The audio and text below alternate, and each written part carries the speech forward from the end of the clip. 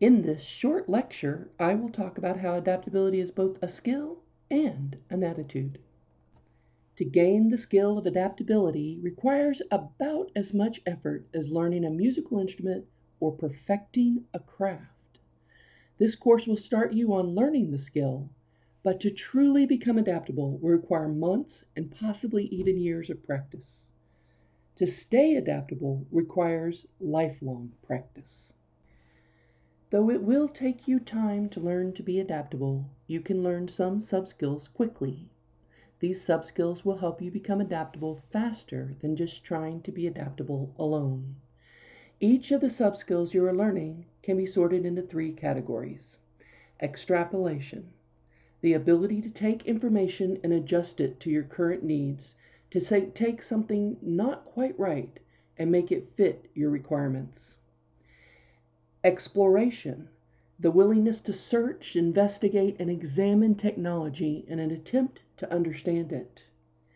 And pattern recognition, the ability to see similarities, familiar sequences, or common structures, creating an intuitive ability to find tools and options. If you will cultivate these sub-skills, you will find learning new technology and dealing with technological issues a bit easier. Belief and attitude play a big part in technological adaptability. Certain beliefs can stifle a person's ability to learn technology. For instance, some people believe that you are either technically inclined or not. I do think that some individuals find it easier to interact with technology, but anyone can become better with technology if they're willing to try. Willingness is the key to this issue.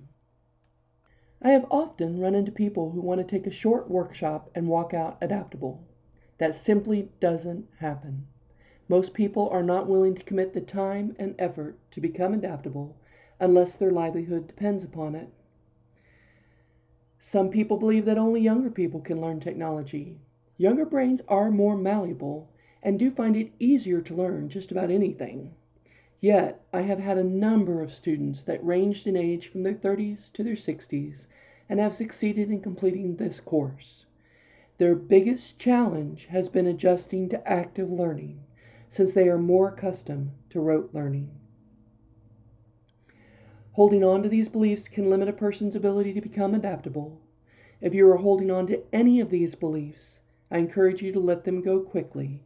They will only make becoming adaptable harder.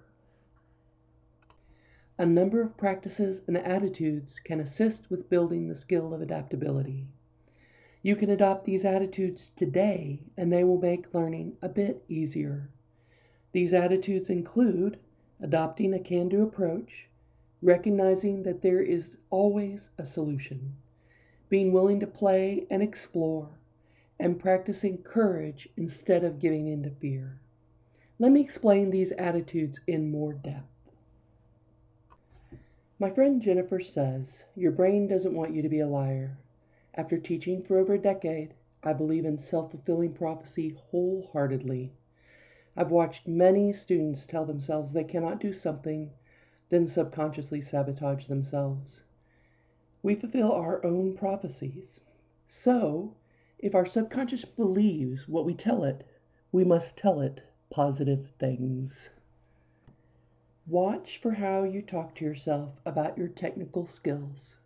Beware of thoughts like, I'll never be technical, I just don't think that way, or I can't do this.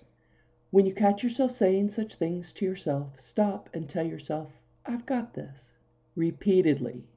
Even if you feel like you're lying to yourself, say it over and over and over again. I can do this, I can think technically, and I am technologically adaptable are phrases that will support this attitude and this process. What I know is that you are not lying to yourself. Everyone has it in them to be somewhat technologically adaptable. Some of you will find it easier than others, but everyone can get better at the skill part with the right attitude. For almost every technical issue you face, there is a solution. Occasionally, you may run into a problem that requires solving by IT or by the company who created the software. However, chances are that you will be able to solve the issue with some creativity. We tend to think of creativity in the realm of art, writing, drawing, crafts, etc. Creative thinking can help tremendously when dealing with technological issues as well.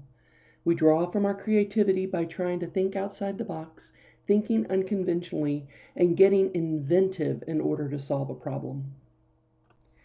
One of the primary actions that helped me become adaptable was using my free time to play with and explore technology.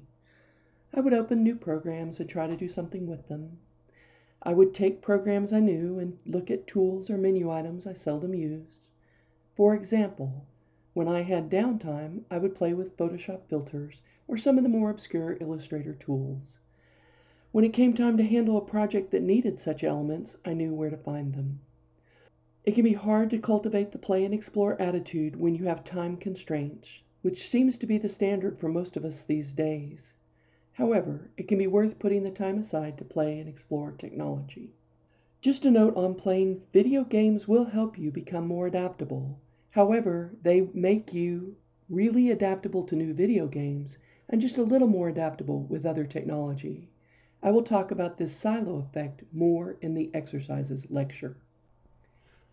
For people who struggle with technology, the primary issue is fear. This fear might be quite subtle. It may be hard to recognize as fear. However, chances are fear is the problem if you really struggle with technology. Fear comes in many forms. It may look like being scared you will mess up the computer. It may look like a fear of looking stupid. It may be the fear of just not being skilled. It may be imposter syndrome, that belief that you are just not capable or worthy. It may be much more subtle and hidden. However, fear is often at the center of our issues. The solution for fear is courage. Remember that courage does not mean you are not afraid. Courage means you do it anyway. Each time you face these fears and step into them, each time you ignore that voice that says you can't do this and do it anyway, that fear will grow a little weaker, and your comfort with technology will grow a little stronger. By the end of the semester, many of my students are past the fear and truly believe that they can be adaptable when needed. Start with a good attitude and your skills will grow. Even if you struggle with the technology itself, continue to practice an adaptable attitude. It will help in the end.